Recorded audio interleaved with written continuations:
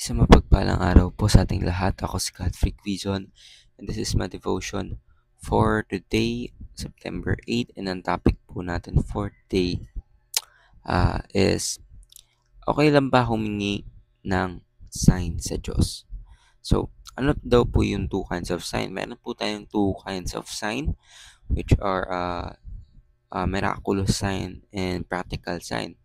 Miraculous sign daw po like healings, wonders, and fulfill prophecies, revealed God's power and point people to Christ, like John chapter 20, verse 30 to 31. Practical sign po, however, involves God's guidance throughout or through His Word, godly counsel, inner peace, answered prayers, and His glory revealed. Both kinds reminds us that true signs are meant to deepen faith, not just satisfy curiosity. Ang ating scripture for the day medyo mahaba po. Genesis chapter 24 verse 12 to 27. Pero yung mababanggit ko lang po is hanggang 14 kasi hindi na po kaya sa cellphone. So then he prayed, Lord God and my master of my master Abraham, make me successful today and show kindness to my master Abraham. See, I am standing beside the spring, and the daughters of the townspeople are coming to draw water. May it be that when I say to a young woman,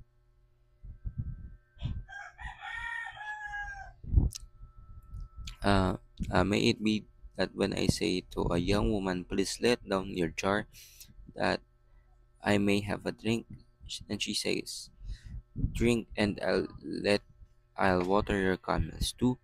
Let her be the one you have chosen for your servant Isaac. By this I will know that you have shown kindness to me, my master. So sa Diyos po lahat ng papurihan.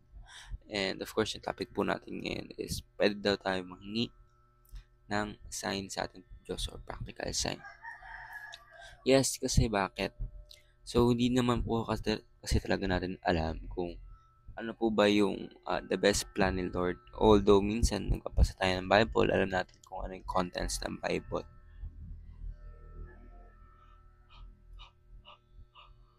Pero of course, yung discernment talaga, mahirap talaga. And of course, dito po kasi tayo sa mundo na kung saan nothing talaga is talagang 100%. Kumbaga, kailangan pa po talaga natin humingi ng practical science sa ating Panginoon para mapatiwala tayo na ito yung plano niya sa atin. So, ating teachings for today is 5 practical signs from God. Affirmation, it is affirmed by God's godly people. Of course, yung mga tao sa church nyo po is sinasabi po nila na or confirm po nila na that is biblical or sign na yan ni God para sa iyo. So, alignment, it is aligned with God's word. Of course, aligned sa Biblia yung gusto, yung goal.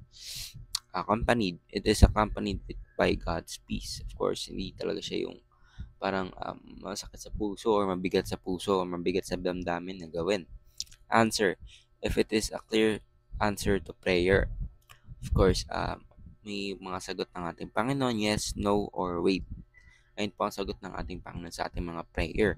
So, aim, if it aims to bring greater glory to God. So, ayun po talaga yung giging batayan natin na paano mo malalaman kung yung plano mo ay tama, kung magdudulot pa siya ng kabutihan sa glory ng ating Panginoon.